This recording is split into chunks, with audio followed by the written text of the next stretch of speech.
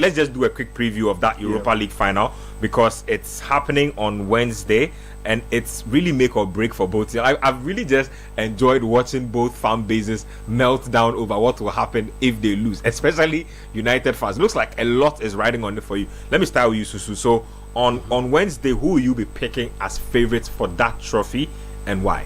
I think Spurs are favorites because we've seen that this is a United team that can beat Premier League teams. I believe this year, 2025 specifically, the only teams they've beaten are the teams they've faced who are currently relegated. I have to check, but look, Amorim has won 6 Premier League games since he came. Yep. And I have to three of those are against teams that are relegated. For sure. Yep. So for me, I'm not too. What we've seen from them, the Premier League is not an impress. I think the only team outside the relegation zone I can remember them beating is Fulham. If you remember, that was the Martinez deflected shot. Yep. So that's it. And even that one, it wasn't a convincing win. So they struggle against Premier League teams. That alone makes Spurs favourites. But Spurs do have a lot of injury problems. I'm worried about who Spurs can actually bring to play the game. That is what worries me a bit. Who will be absent? Who will be available?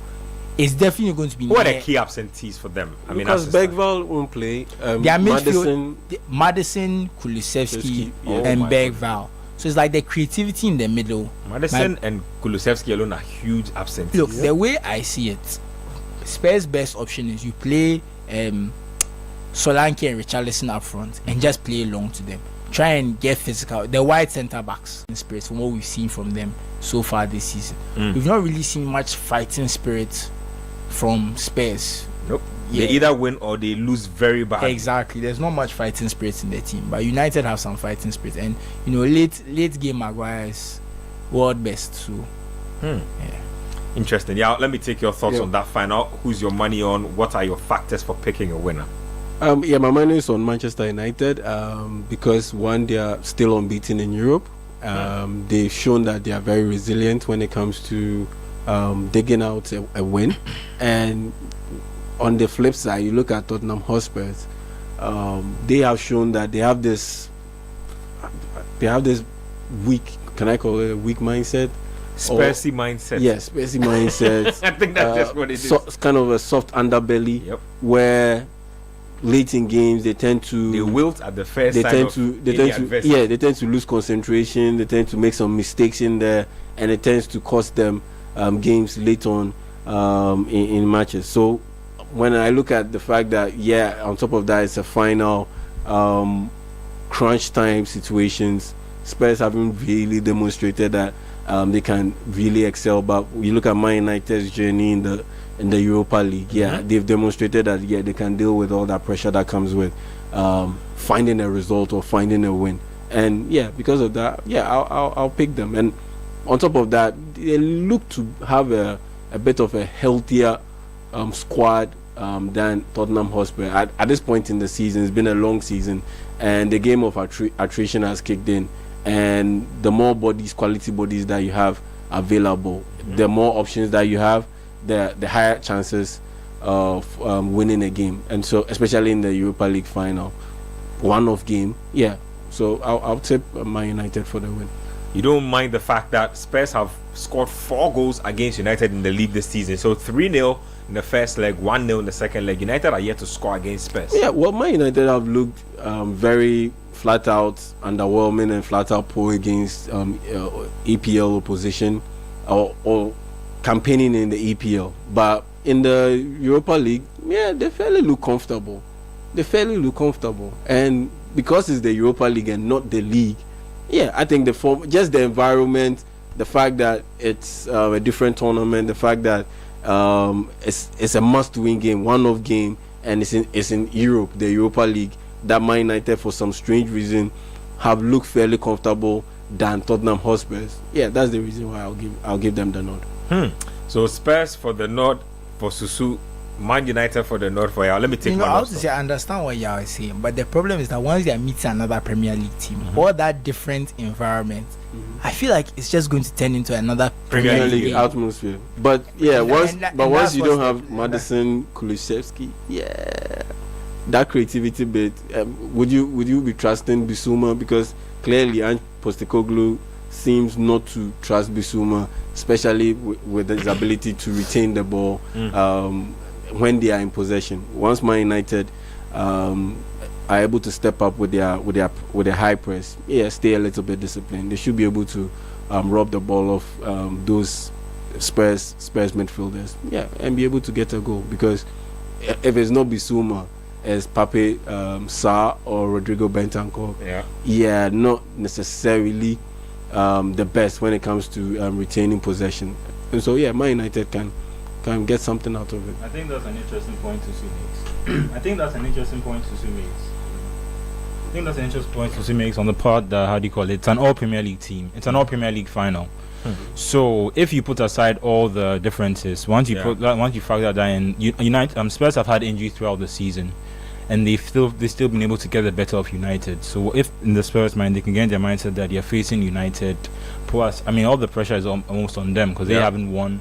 United are looking to go 3 trophies in 3 years in one of the worst spells in their history.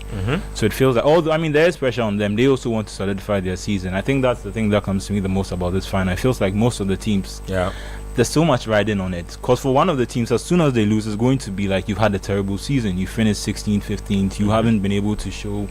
The manager is all of a sudden under pressure. And for another manager, he can look at it and say, look, I'm building something here. And even if this doesn't lead to something, at least he can say that, we didn't have a good team, but I was able to bring in a trophy. So there's a lot riding on the game. But I feel like for Spurs, once they get out of their head that it's a European final, they have the advantage in this tie, even with the injuries that they've had throughout the season. So they should just go and try and do it again.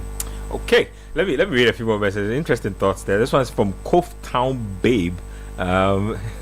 He says that the players have had enough rest. They need to play to be sharp for the final. You can't rest them more than a week. And then I think she also comes back to say, same for us in the US. Summertime, the sun is out to like 8 to 9 p.m. So I think it was just about the timing thing we're talking about. Sam Mensah says he's watching from Kabul.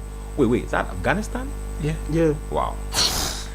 Amazing stuff. Interesting. So Sam Mensah from Kabul. Shout outs to the people in Afghanistan, man. Keep doing allow your them to use YouTube. I'm a little surprised, but hey, if he says he's watching from Afghanistan or Kabul, who am I? Anyway, and this right here, Nathaniel Flake, who says boys than agenda. I don't know what he's talking about.